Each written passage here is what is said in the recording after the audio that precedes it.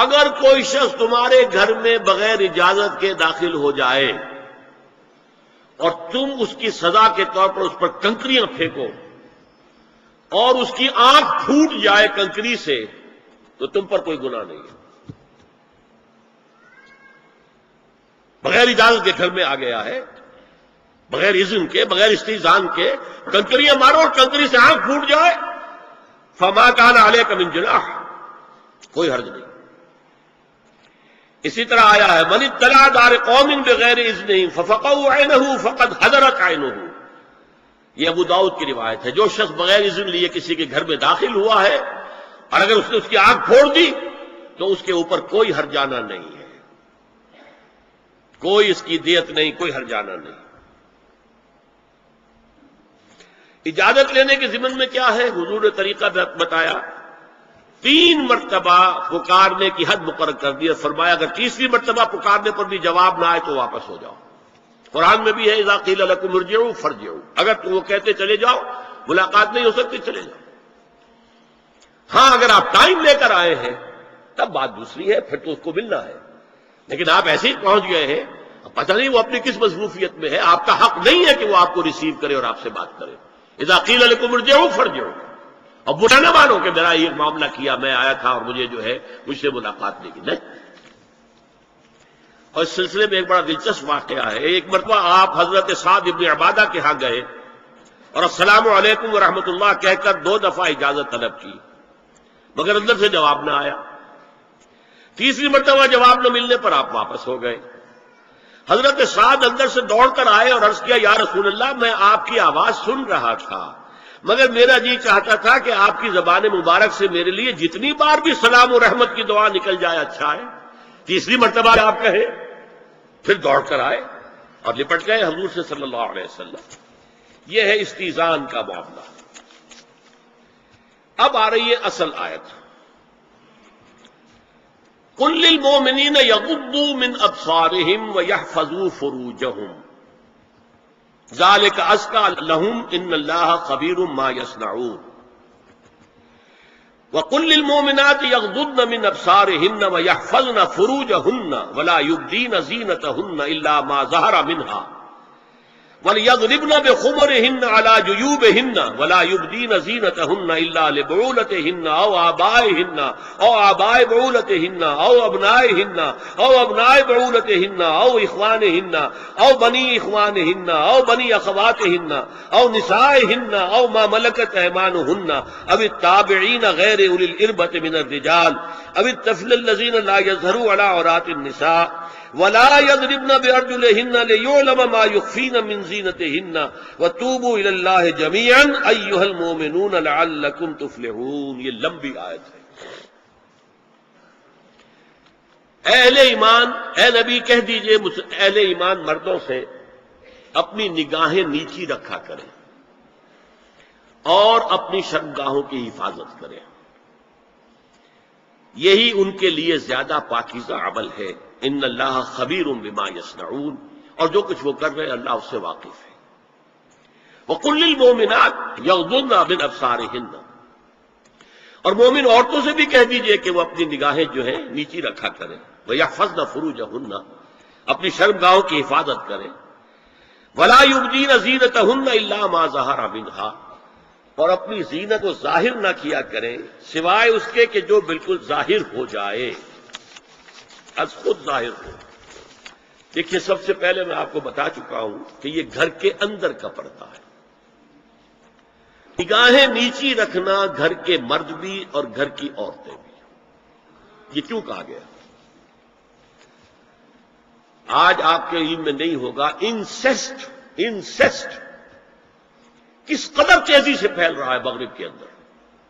Insist کہتے ہیں باپ کا اپنی بیٹی سے ملوث ہو جانا، ماں کا اپنے بیٹے سے ملوث ہو جانا، بہن بھائیوں کا آپس میں زناکاری کرنا، یہ انسیسٹ کہلاتا ہے۔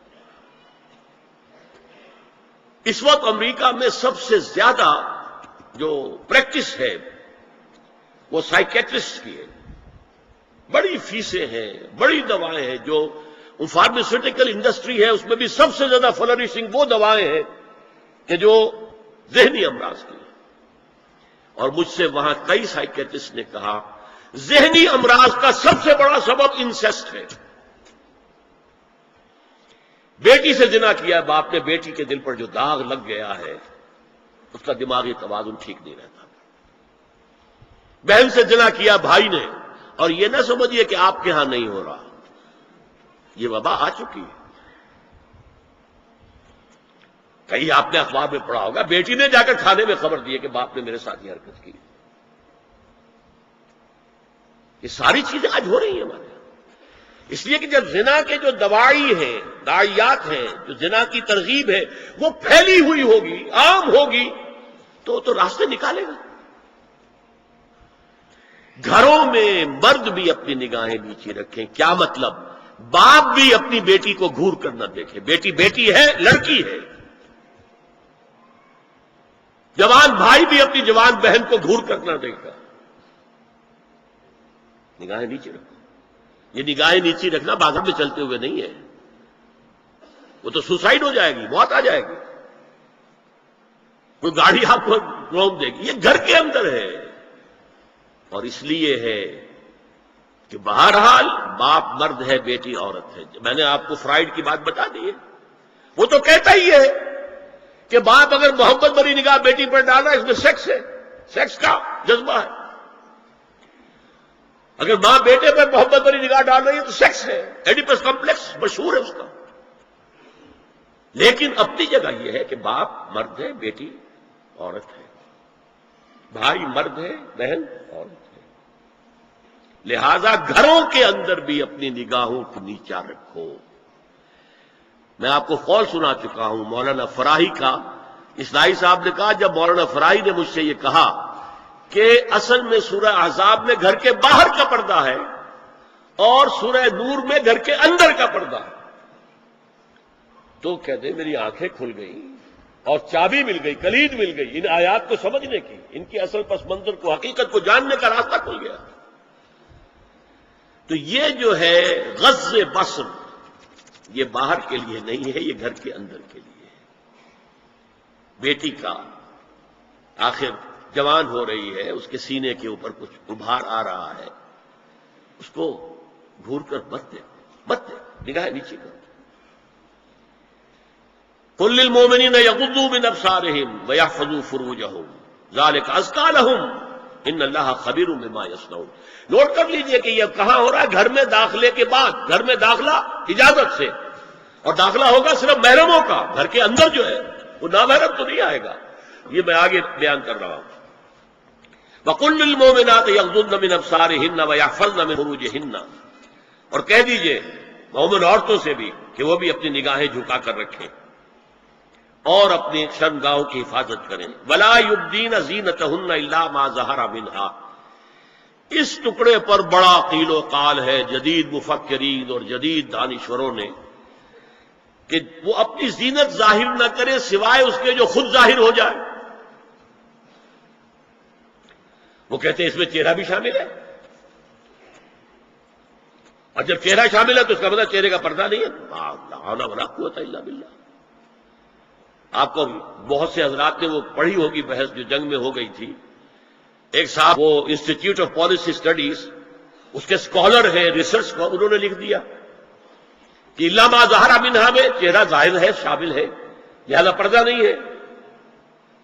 اور ارشاد احمد حقانی صاحب نے بھی زوردار اس کے اوپر جو ہے وہ تائید لکھ دی اور گویا کہ کہا کہ اب تو مسئلہ ہی طے ہو گیا. جب ایک ریسرچ اسکالر کہہ رہا ہے تو یہ مولوی ملاٹے جو کہتے پڑھتے ہیں کہ یہ عورت کا جو چہرے کا پردہ ہے تو بات ختم ہو گئی. The matter is clutch. میں نے صرف ایک جواب دیا کہ اس شخص نے جو بڑا ریسرچ اسکالر تھا پہلے یہ لکھا ہے کہ سورہ نور کی ان آیات میں ستر کے احکام آ رہے ہیں، تو پھر یہاں پردے کا چہرے کا معاملہ کیا ہو؟ ستر میں تو پردہ چہرہ شامل نہیں ہے. محرموں سے پردہ کیا ہے؟ محرموں سے اس کا نام ستر ہے. عورت کا پورا جسم ستر ہے سوائے چہرے کی ٹکیا اور یہ ہاتھ اور یہ پاؤں، بس. کیا مطلب ہے؟ بھائی بھی نہیں دیکھ سکتا بہن کے جسم کا کوئی اور حصہ. باپ بھی نہیں دیکھ سکتا بیٹی کے جسم کا کوئی حصہ. یہ سطر ہے. سطر محرموں سے پردہ ہے. اس سے آگے صرف شوہر یا حسب ضرورت طبیب سرجن، بس یہ محرموں کا پردہ. گھر میں عورت رہے گی تو سطر کے ساتھ رہے گی. محرم آئیں گے، چچا اس کا محرم ہے آئے گا، لیکن وہ بھی تو مرد ہے نا. چہرہ تو نہیں ڈھانپے گی اس لیے کہ محرم ہے، لیکن باقی جسم سطر. عورت کا پورا جسم سطر ہے سوائے چہرے کی ٹکیاں. بال بھی سطر میں شامل ہے. سر پر وہ سکارف جو آج کل بنا ہوا ہے بہت بڑا مسئلہ، انہوں نے چہرے کو نکال دیا، صرف سکارف سمجھا ہوا پر حجاب کہتے ہیں. حالانکہ وہ حجاب پورا تو نہ ہوا، وہ صرف ایک حصہ ہے، لیکن ایک حصہ صحیح ہے. سر کے بال جو ہے وہ چھپے ہونے چاہیے، یہ سطر میں شامل ہے. چہرے کی ٹکیا ہے جو سطر سے باہر ہے. ہاتھ ہے پونچھوں سے باہر، اور پیر ہے ٹخنوں سے نیچے، بس. اللہ اللہ خیر. تو فرمایا ما ظہر منہا من زینتہن میں الا ما ظہر منہا میں کیا کیا چیزیں آ سکتی ہیں. دیکھیے، اگر عورت پوری کی پوری برقعے کے اندر ملبوس ہے، چہرے پر بھی نقاب ہے، آنکھوں کے آگے بھی یا جالی ہے یا کوئی چشمہ ہے، تو پھر بھی اس کے حسن کا ایک حصہ وہ ہے جو ظاہر ہے. اگر طویل القامت ہے، قد و قامت، یہ حسن کا حصہ ہے کہ نہیں؟ وہ کہاں چھپائے گی؟ اور غالب نے جو شعر کہا ہے، تیرے سرو قامت سے ایک قد آدم قیامت کے فتنے کو کم دیکھتے ہیں. سرو قد عورت. اسی طرح جسم سے ڈول ہے، اکیرا بدن ہے، یہ تو نہیں چھپے گا. عورت موٹی ہے، کیسی ہے، جسم جو غیر متناسب ہے، یہ تو نہیں چھپے گا. متناسب ہے اعضاء، قداور ہے، اکیرا بدن ہے. یہ ہے وہ چیزیں کہ جو حجاب کے سلسلے میں ما ظہر منہا. یہاں ہو رہا ہے کہ جو سطر کے سلسلے میں ہے ما ظہر منہا زینت کا، اور وہ چہرہ ہے. لیکن اب اس میں ایک اور بات، وَلْيَضْرِبْنَ بِخُمُرِهِنَّ عَلَى جُيُوبِهِنَّ. یہ بھی گھر کے اندر کی بات ہو رہی ہے. کیونکہ میں پہلے بتا چکا ہوں، جلباب ہوتا تھا جب گھر سے باہر نکلتی تھی عورت، تو وہ اپنی چادر لپیٹتی تھی اپنے گرد، چہرہ نہیں ڈھانپتی تھی. صرف چہرے کا حکم دیا گیا اس کے ضمن میں. وہ سورہ احزاب کی آیت ہے، وہ رہ گئی، میں بیان کروں گا. اور خمار اوڑھنی ہوتی تھی جو گھر میں اوڑھتی تھی. گھر میں ظاہر بات ہے کہ جلباب تو نہیں لیا جا سکتا، آخر گھر کا کام کاج کرنا ہے. ہلکی سی اوڑھنی تو وہ گھر میں. لیکن فرمایا وَلْيَضْرِبْنَ بِخُمُرِهِنَّ عَلَى جُيُوبِهِنَّ. اور انہیں چاہیے کہ اپنی اوڑھیوں کے، بکل اوڑھنیوں کے اپنے سینوں کے اوپر، گریبانوں کے اوپر بھی مار لیا کریں، تاکہ یہ سینے کے جو ابھار ہیں ان کو ایک ایڈیشنل کور مل جائے. دیکھیے سطر کا تقاضے کیا ہے، گن لیجیے. لباس نبیز ہونا چاہیے، باریک نہیں. حضور نے فرمایا اللہ کی لعنت ہو ان پر جو لباس پہن کے بھی ننگی ہوتی ہے.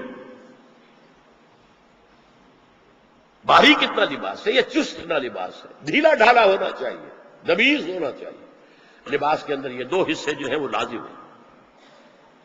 اور پھر سینے پر، اب ظاہر بات ہے کرتا پہنا ہوا ہے، ڈھیلا ڈھالا ہے، پھر بھی یہ سینے کے ابھار تو ظاہر ہو جائیں گے.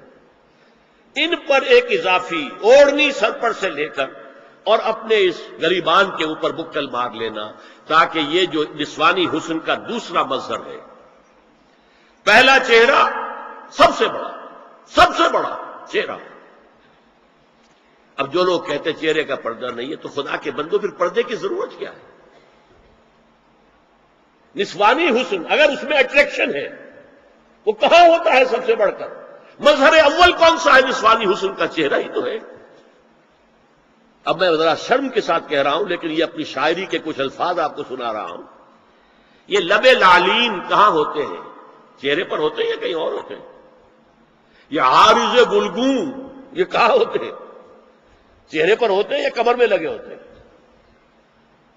یہ چاہے زقن، تھوڑی میں اگر کچھ ٹھنڈا پڑا ہوا ہو چاہے زخم. یہ تعریفیں جو شاعری میں ہوتی ہیں یہ کہاں ہوتا؟ یہ مژگاں کے تیر یہ کہاں ہوتے ہیں؟ یہ نرگسی آنکھیں یہ کہاں ہوتی ہیں؟ اور ستواں ناک یہ کہاں ہوتی؟ چہرہ ہی تو ہے نا. سب سے بڑی اٹریکشن تو چہرہ. اسی کو نہ چھپایا تو پھر اور کیا چھپایا؟ ہاں دوسری چیز چھاتی کے ابھار بہت اٹریکٹو ہوتے ہیں انسان کے لیے. اس کے لیے یہ ہے کہ وَلْيَضْرِبْنَ بِخُمُرِهِنَّ عَلَىٰ جُيُوبِهِنَّ. کرتا بھی دبیز کپڑے کا ہو، کرتا جو ہے ڈھیلا ڈھالا بھی ہو، شلوار اور دبیز تر کپڑے کی ہو، ڈھیلی ڈھالی ہو، اور اوڑھنی کا بکل جو ہے اپنے سینے پر مار لیا جائے. اب اس کے بعد فرمایا وَلَا يُبْدِينَ زِينَتَهُنَّ إِلَّا لِبُعُولَتِهِنَّ. اب یہاں یہ زینت کا لفظ آ رہا ہے چہرے کے لیے، اور چہرے ہی میں کچھ سنگھار بھی ہوتا ہے.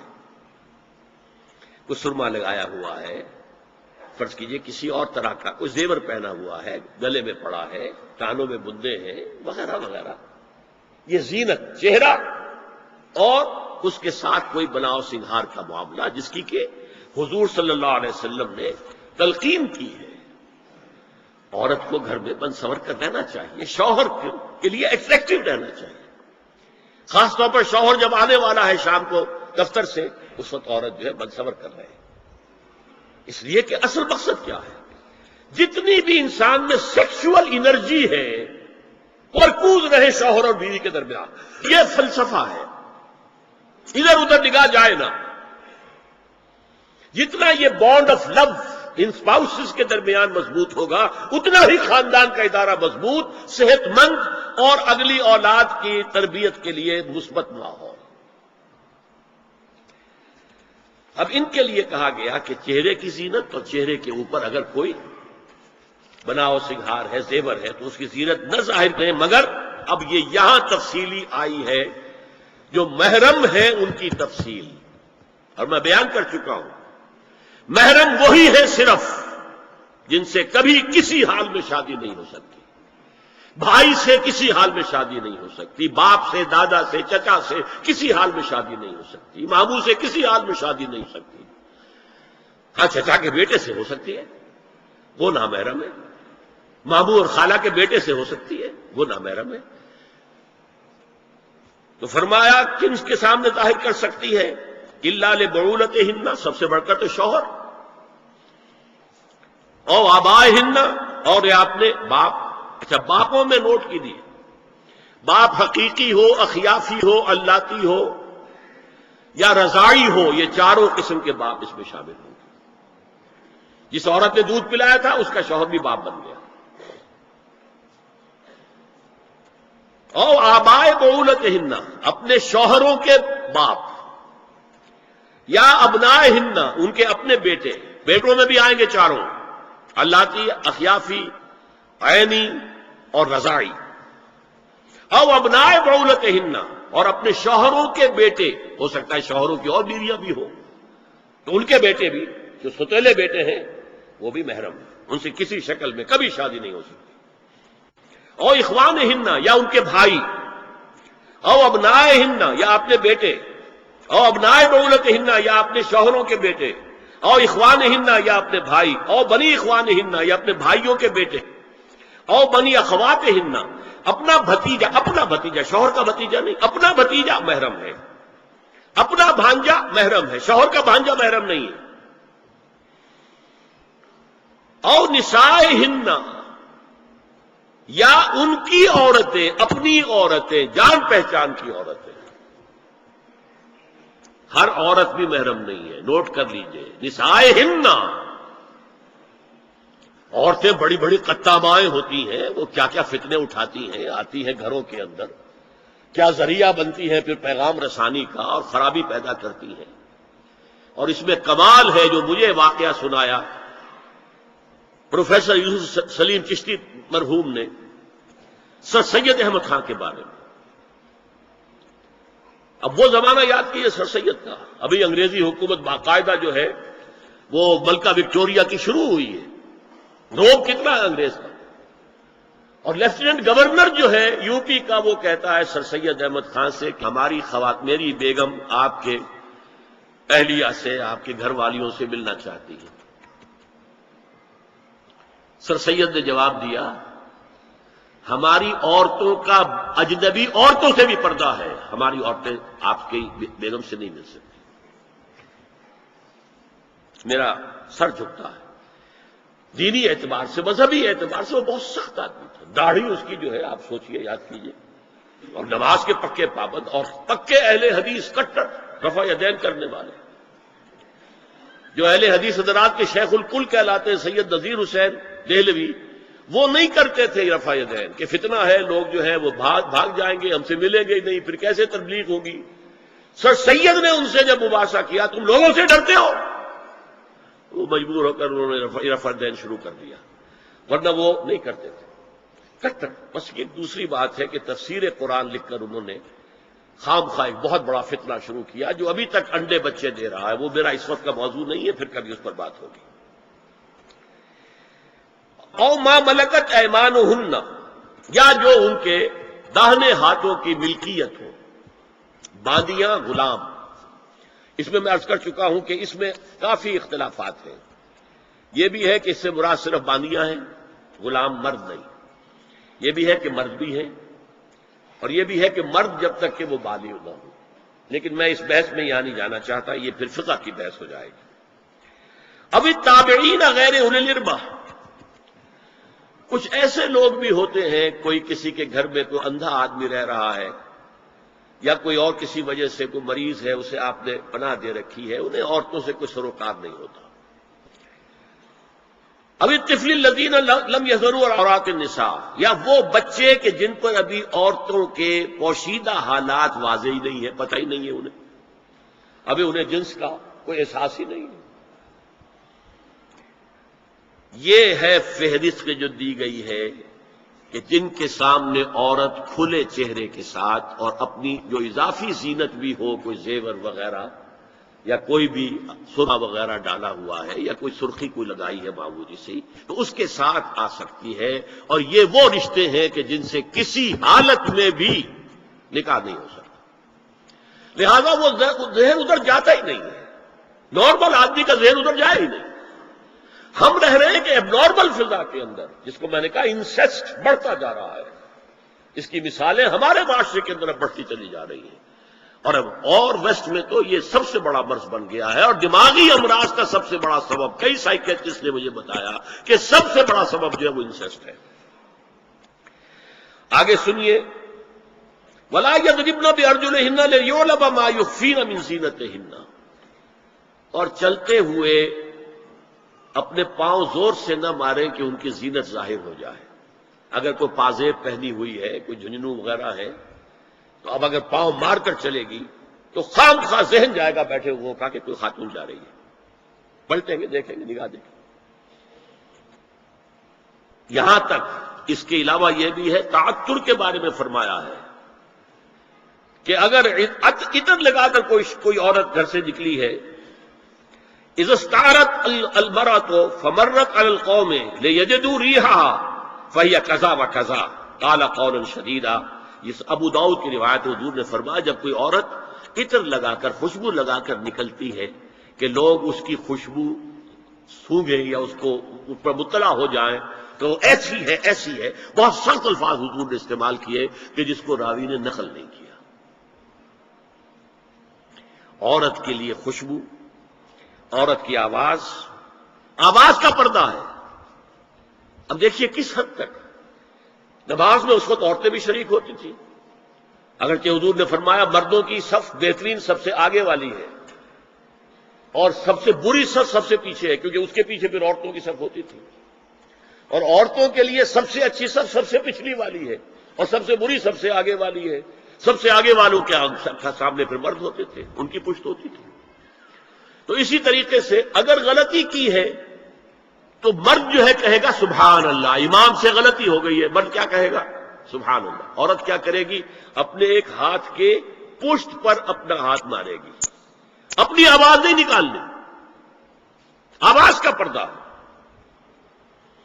چھونے کا پردہ یہاں تک ہے کہ حضور نے کبھی کسی عورت سے ہاتھ نہیں ملایا، اور آپ جب بیعت بھی لیتے تھے تو بس زبانی الفاظ کہلوائے اور کہا ٹھیک ہے بیعت ہو گئی، یا ایک کپڑا پکڑا، اس کا ایک سرا اپنے ہاتھ میں دوسرا سرا اس خاتون کے ہاتھ میں، یا ایک تشت کے اندر پانی بھرا، اس میں ایک طرف اس نے انگلیاں ڈال لی اور ایک طرف حضور کی انگلیاں، لیکن مسافر لا اسافر النساء۔ ایک دفعہ ہوا بھی کہ بعض خواتین نے جب بیعت کی ہے تو پھر انہوں نے ہاتھ آگے بڑھایا مسافر کے لیے، حضور نے فرمایا انی لا اسافر النساء، میں عورتوں سے مسافرہ نہیں کرتا۔ تو اب دیکھیے اصل مسئلہ کیا ہوا، اسلام میں پردے کتنے ہوئے؟ پہلا پردہ 4 دیواری، گھروں میں رہو، یہ پہلا پردہ ہے۔ جیسے ڈیفنس لائنز ہوتی ہے نا فوج کی، یہ فرسٹ ڈیفنس لائن، سیکنڈ ہے، تھرڈ ہے، پہلی کو عبور کر کے کوئی آ جائے تو سیکنڈ ہے، سیکنڈ سے گزرے تو تیسری پہ ہے۔ پہلا پردہ 4 دیواری، اس میں محرم آئے گا۔ اب دیکھیے اسی پر ہماری تہذیب استوار ہوئی، اسی پر ہمارا آرکیٹیکچر بنا، گھر ایسے بنے کہ مردانہ علیحدہ زنانہ علیحدہ، چھوٹا آدمی ہے تب بھی بیٹھک علیحدہ، بیٹھک باہر سے کھلے گی اور پھر ڈیوڑی سے ہو کر پھر گھر کے اندر جائیں گے، مرد آئیں گے تو یہاں بیٹھیں گے، اندر نہیں جائیں گے، اندر تو صرف وہی جائیں گے جو محرم ہے، ابدی محرم۔ دوسرا پردہ ستر، گھر کے اندر جو محرم آ گئے ہیں ان کے سامنے چہرہ کا کھلے گا، باقی جسم کا کوئی حصہ بھائی بہن کا نہیں دیکھ سکتا، اور باپ بیٹی کا نہیں دیکھ سکتا، بیٹا ماں کا نہیں دیکھ سکتا۔ یہ ستر، عورت پوری کی پوری عورت ہے۔ عورت کہتی ہے چھپانے کی چیز کو، عورات النساء، عورتوں کی چھپی ہوئی چیزیں جن پر ظاہر نہیں ہوئی، لم یظہروا علی عورات النساء، ابھی تک ہم نے لفظ پڑھایا بھی۔ تیسرا پردہ ہے چہرے کا پردہ، یہ ہے غیر محرموں سے، اور جب کہ گھر سے باہر نکلنا ہو اس کے لیے سورہ احزاب میں نے کہا تھا گھر سے باہر کا پردہ، چہرے کا پردہ وہ غیر محرموں سے ہے، اور گھر سے باہر نکلے گی تو غیر محرم سامنے آئیں گے۔ یا ایھا النبی قل لازواجک وبناتک ونساء المؤمنین یدنین علیہن من جلابیبہن ذالک ادنی ان یعرفن فلا یؤذین وکان اللہ غفورا رحیما۔ اے نبی صلی اللہ علیہ وسلم کہہ دیجئے اپنی بیٹیوں سے اور اپنی بیویوں سے اور مسلمانوں کی خواتین سے۔ اب دیکھیے یہ سورہ احزاب ہی میں ہو رہا ہے، شروع میں یا نساء نبی سے بات چلی، استیزان بھی صرف نبی کے گھر میں داخل نہ ہو اذن کے بغیر، آگے چل کر سورہ احزاب ہی میں عام بھی کر دیا، قل لازواجک وبناتک ونساء المؤمنین، کہہ دیجئے اپنی بیویوں سے، اپنی بیٹیوں سے اور اہل ایمان کی خواتین سے، یدنین علیہن من جلابیبہن، کہ وہ اپنے چہروں کے اوپر اپنی جلباب کو لٹکا لیا کرے، چہرہ چھپ جائے۔ اب اس کی تفسیر میں چاہتا ہوں کہ آپ کو جو مختلف مفسرین نے کی ہے وہ آپ کے سامنے میں رکھوں۔ حضرت عبداللہ ابن عباس نے اس آیت کی جو وضاحت فرمائی ہے اسے حافظ ابن کثیر نے اپنی تفسیر میں اس طرح نقل کیا ہے، اللہ نے مسلمان عورتوں کو حکم دیا ہے کہ جب وہ کسی کام کے لیے گھروں سے نکلیں تو اپنی چادروں کے پلو اوپر سے ڈال کر اپنا منہ چھپا لیں اور صرف ایک آنکھ کھلی رکھیں، دونوں آنکھیں بھی غلط ہیں۔ ہمارے ہاں برقع کیوں بنا تھا؟ دیکھیے چادر میں عورت لپٹی ہوگی، اس کا ہاتھ جو ہے اس چادر کو سنبھالنے میں آکوپائی ہو جائے گا۔ کسی بچے کو ڈاکٹر کے ہاں لے کے جانا ہے، ایک گود میں بچے کو لینا ہے، ایک گود کے اندر جو ہے ایک ہاتھ میں کوئی بوتل لینی ہے دوا کے لیے، تو کیسے کرے گی؟ برقع ضرورت کی ایجاد ہے جو ہوا ہے، اور اس کے آگے آپ کو معلوم ہے پچھلے برقعوں میں جالیاں لگی ہوتی تھی کہ نگاہوں سے بھی براہ راست سامنا نہ ہو، اس اعتبار سے وہ جالی ہوتی تھی۔ اور اب بھی ضرورت اس بات کی ہے، ایک آنکھ، اور یہ میں نے اپنی آنکھوں سے دیکھا، انقلاب ایران کے بعد جو حاجی آئے ایران سے، ان کو جو میں نے دیکھا ہے، اس طرح چادر میں ملبوس عورتیں ہوتی تھی، لمبی سی چادر، ایک ہاتھ سے اس کو اس طرح پکڑا ہوا ہے اور صرف ایک آنکھ کھلی ہے، دوسری نہیں۔ اور سن لیجئے، ابن جریر اور ابن منذر کی روایت ہے کہ محمد بن سیرین، یہ ایک تابعی ہیں، نے حضرت عبیدہ السلمانی، یہ صحابی ہیں، سے اس آیت کا مطلب پوچھا۔ انہوں نے جواب میں کچھ کہنے کی بجائے اپنی چادر کو اس طرح اوڑھا کہ پورا سر اور پیشانی اور پورا منہ ڈھانک کر صرف ایک آنکھ کھلی رکھی۔ میں نے شروع میں کہا تھا، ہمارے نزدیک اسلام دین ہے، صرف مذہب نہیں۔ اسلام قرآن اور سنت دونوں پر مبنی ہے، صرف قرآن پر نہیں۔ اور قرآن میں تعویل خاص کے بعد تعویل عام ہے، الاعتبار لعموم لفظ لا لخصوص سبب۔ اور سنیے، ابو بکر بن عبداللہ ابن عربی نے یدنین علیہن جلابیبہن کا مفہوم ان الفاظ میں بیان کیا ہے، تغطی بہ وجہہا حتی لا یظہر منہا الا عینہا الیسریٰ۔ یہ عورت اپنی چادر کو پورے وجود پر ڈھانپ لے اور اس طرح چہرے کو بھی ڈھانپے کہ صرف بائیں آنکھ کھلی رہے۔ علامہ حمید الدین فراہی کو نظم قرآن کے فہم میں خصوصی مقام حاصل تھا۔ انہوں نے حجاب کے بارے میں اپنے ایک مکتوب میں ہاتھ اور چہرہ کھلا رکھنے کو جائز قرار دینے کے موقف کے بارے میں لکھا ہے کہ میری رائے میں نظم قرآن پر توجہ نہ کرنے سے یہ غلط فہمی پیدا ہوئی ہے۔ وہ بات کہ سورہ احزاب میں گھر سے باہر کا پردہ ہے اور سورہ نور میں گھر کے اندر کا پردہ ہے۔ بہرحال الحق احق بان یتبع، حق جو ہے وہ اس کا زیادہ حقدار ہے کہ اس کی پیروی کی جائے۔ میں اس مسئلے پر مطمئن ہوں اور میرے نزدیک اجنبی سے پورا پردہ کرنا واجب ہے، اور قرآن نے یہی حجاب واجب کیا ہے جو شرفاء میں مروج ہے، بلکہ اس سے بھی قدر زائد۔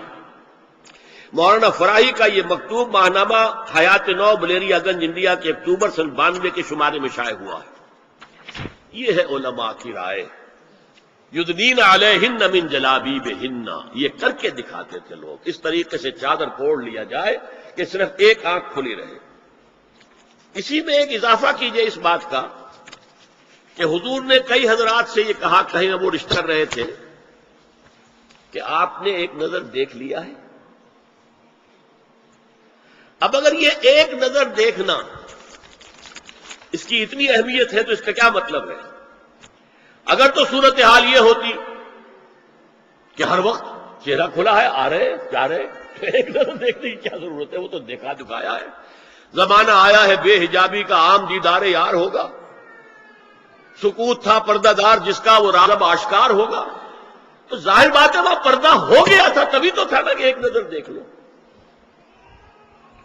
آپ نے پوچھا ایک صحابی سے کہ رشتہ کہاں کیا؟ وہاں کیا ہے، تم نے ایک نظر دیکھ لیا ہے؟ اس خاندان کی آنکھوں میں کچھ نقص ہوتا ہے، دیکھ لو، بس ایک نظر دیکھنا ہے، اس کی اجازت ہے۔ تو یہ اجازت ہونا اس کا خود ثبوت ہے کہ عام حالات میں عورت جو ہے وہ دکھائی نہیں دیتی تھی، بلکہ وہ پردے میں رہتی تھی۔ مسلمان جدید تعلیم یافتہ دانشوروں کی منافقت،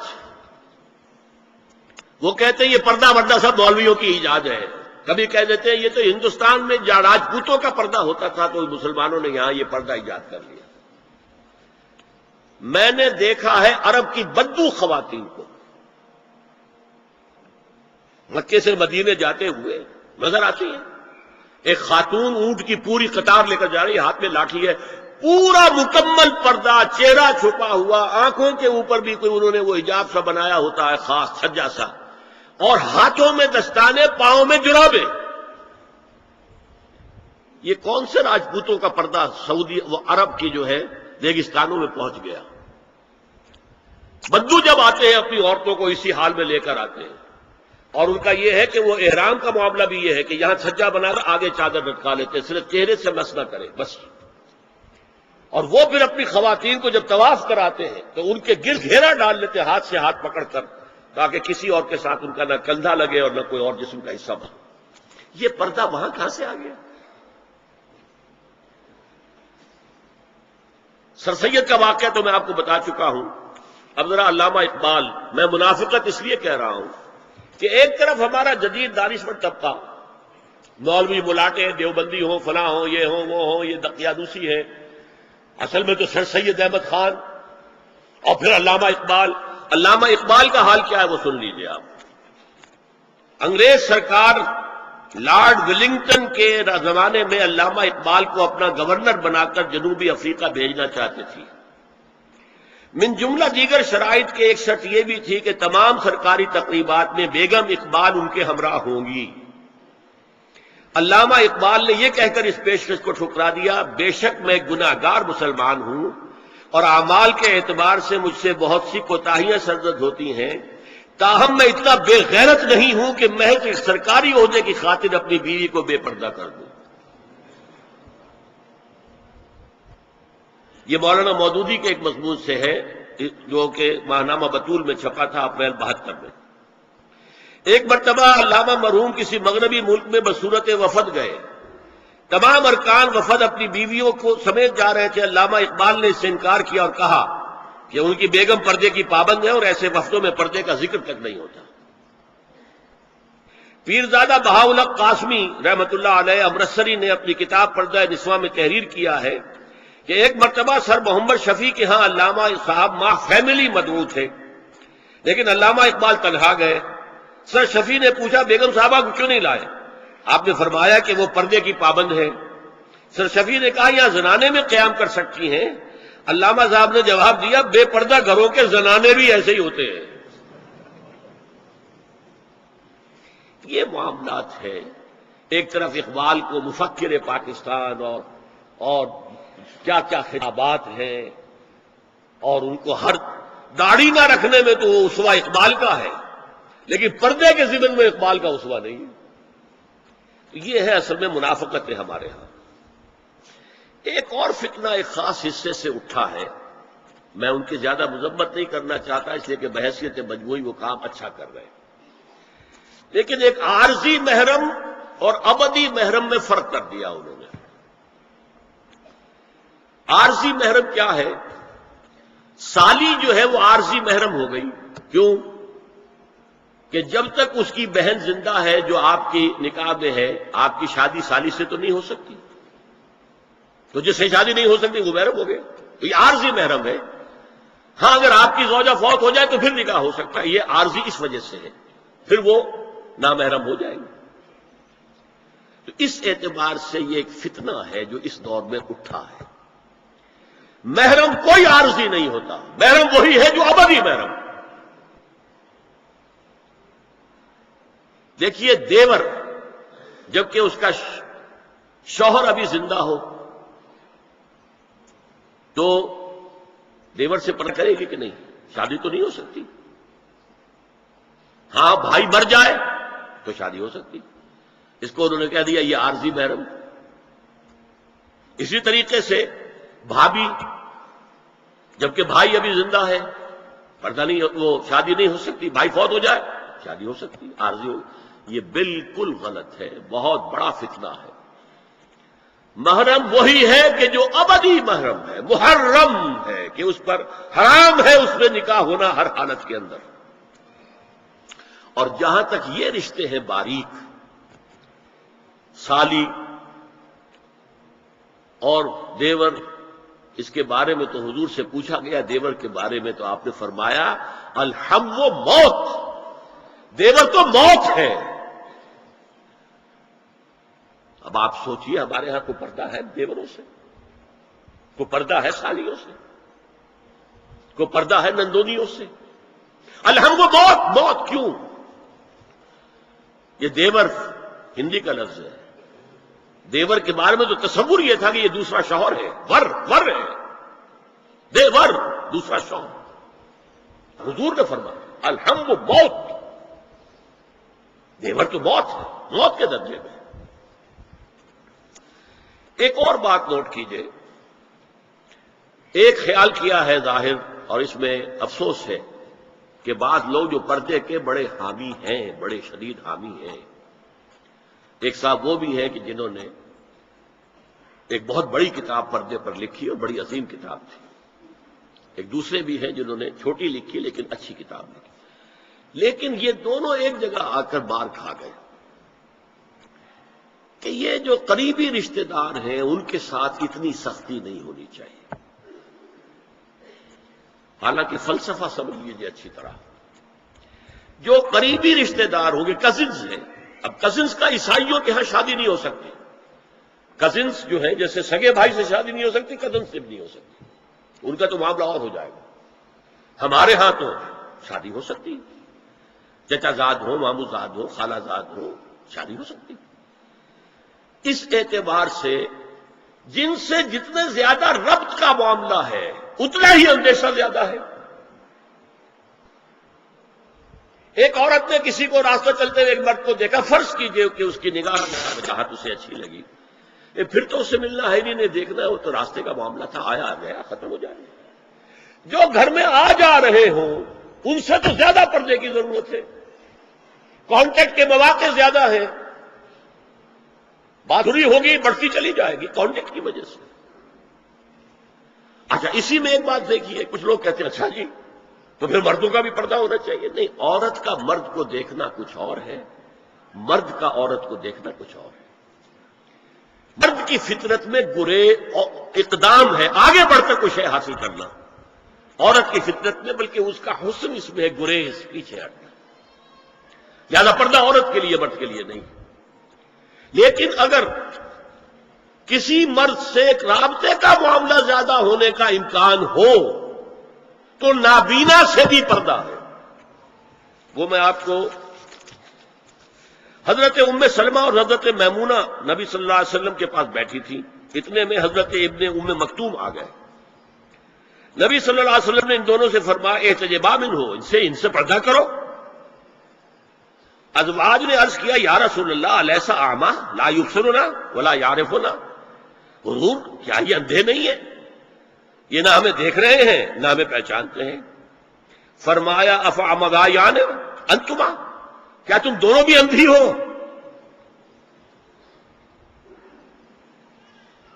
الا تبصران ہی، کیا تم نہیں دیکھ رہی ان کو؟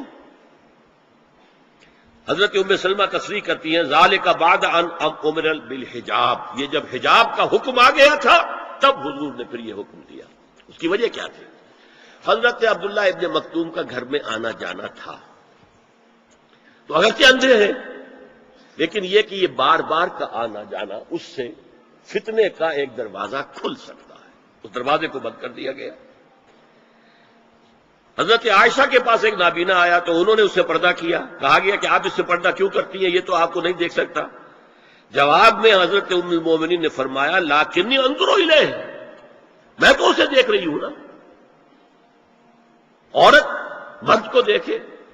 البتہ یہ کہ عام حالات میں آپ بازار میں چل رہے ہیں، عورت جا رہی ہے، کوئی شوق باہر نکلنا پڑا ہے، تو اس حالت میں اگر وہ مرد کو دیکھتی ہے تو اس میں در حقیقت وہ فتنہ نہیں ہے کہ جو گھر میں آنے جانے والے لوگوں کا ہے.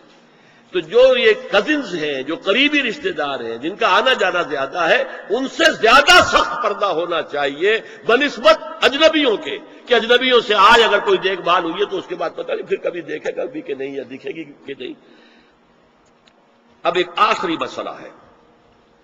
2 حدیثیں ایسی ہیں جو میری گفتگو کے خلاف جاتی ہیں اور میں دیانت کا تقاضا سمجھتا ہوں کہ وہ بھی آپ کے سامنے بیان کر دوں.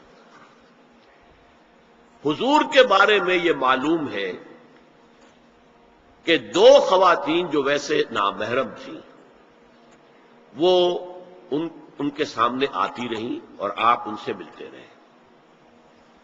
ایک آپ کی سالی حضرت اسما، حضرت عائشہ کی بہن رضی اللہ تعالی عنہا، اور ایک آپ کی چچا زاد بہن حضرت علی کی بڑی ہمشیرہ حضرت ام ہانی. یہ میں حدیث آپ کو سنا رہا ہوں. بکثرت احادیث سے ثابت ہے کہ حضرت اسما بنت ابی بکر آپ کے سامنے ہوتی تھی اور آخر وقت تک آپ کے اور ان کے درمیان چہرے اور ہاتھوں کی حد تک کوئی پردہ نہ تھا.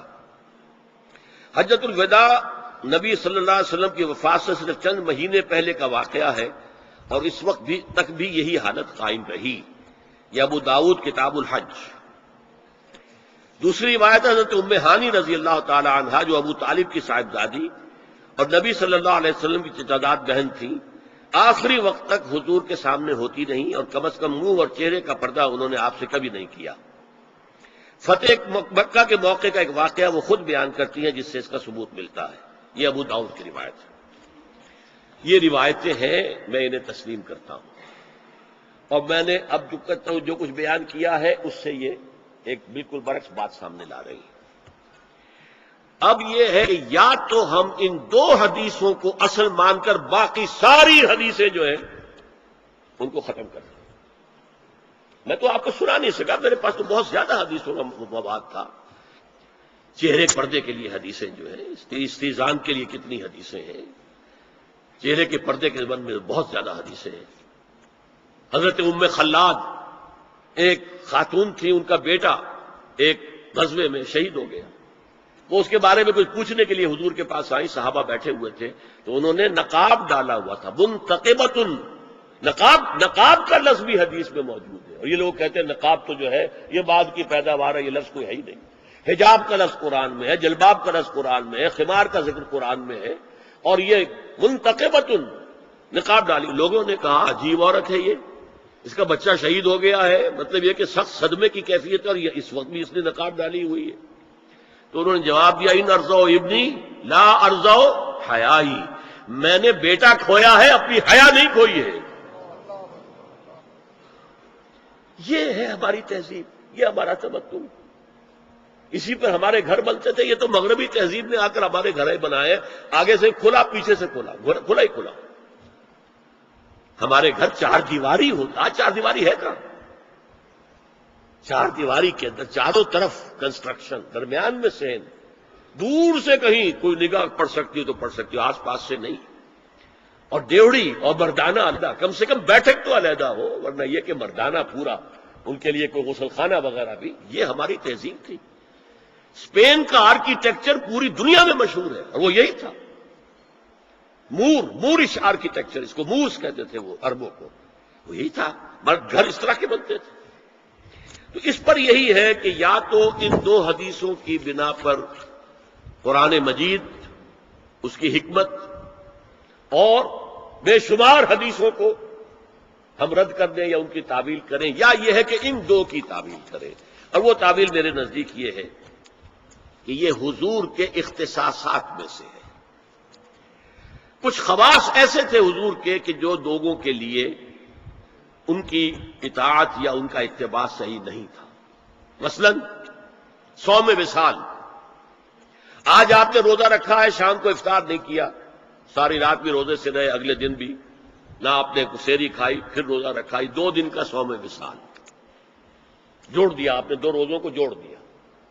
یا 3 دنوں کا صوم وصال کہ جڑے ہوئے ہیں، حضور نے سختی سے منع کیا. لوگوں نے کہا حضور آپ ہمیں روکتے، آپ خود رکھتے. آپ نے فرمایا ایکم مثلی، تم میں سے کون ہے مجھ جیسا. دیکھیے یہ عجیب بات ہے، بعض لوگ شاید اس حدیث کو سن کے ناک بھو چڑھائیں، کیونکہ ایک خاص مکتبہ فکر نے تو یہی کہا نا ہم جیسے ہی بشر تھے، انما انا بشر مثلکم، یقیناً میں بشر ہوں تم جیسا. صلی اللہ علیہ وسلم.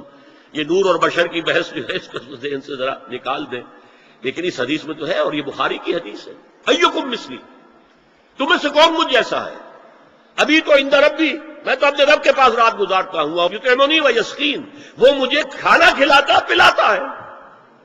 اب بتائیے کون شخص اپنے بارے میں کہہ سکتا ہے کہ وہ اس بنا پر صوم وصال رکھنے کا حق رکھتا ہے کہ حضور صلی اللہ علیہ وسلم رکھتے تھے. تو خصائص ہیں، یہ خصائص نبوت میں سے اور اختصاصی معاملات ہیں. اور پھر یہ کہ نبی اکرم صلی اللہ علیہ وسلم ہر طرح کے وسوسے سے بھی پاک تھے. ان کی یہ کوئی غیر معمولی معاملہ ہو سکتا ہے اس کے بنا پر اس سارے موضوع جو ہے اس کے اوپر جھاڑو نہیں پھینکی جا سکتی. اقول قولی ھذا واستغفر اللہ لی ولکم ولسائر المسلمین والمسلمات. سبحانک اللہم وبحمدک نشہد ان لا الہ الا انت نستغفرک ونتوب الیک. اللہم ربنا نور قلوبنا بالایمان واشرح صدورنا للاسلام. اللہم وفقنا لما تحب وترضى. اللہم وفقنا لما تحب وترضى. اللہم تقبل منا فإنک خیر المتقبلین. اللہم تقبل منا فإنک خیر المتقبلین. اللہم اجعلنا مسلمین لک. اللہم اجعلنا مسلمین لک اللهم اجعلنا مسلمين لك ونور قلوبنا بالإيمان واشرح صدورنا للإسلام. اللهم اغفر لنا ولآبائنا ولأمهاتنا ولجميع المؤمنين والمؤمنات والمسلمين والمسلمات الأحياء منهم والأموات إنك سميع مجيب الدعوات. اللهم اشف مرضانا اللهم اشف مرضانا اللهم اشف مرضانا. وصلی اللہ تعالی علی خیر خلقہ محمد وبارک وسلم تسلیما کثیرا کثیرا آمین یا رب العالمین.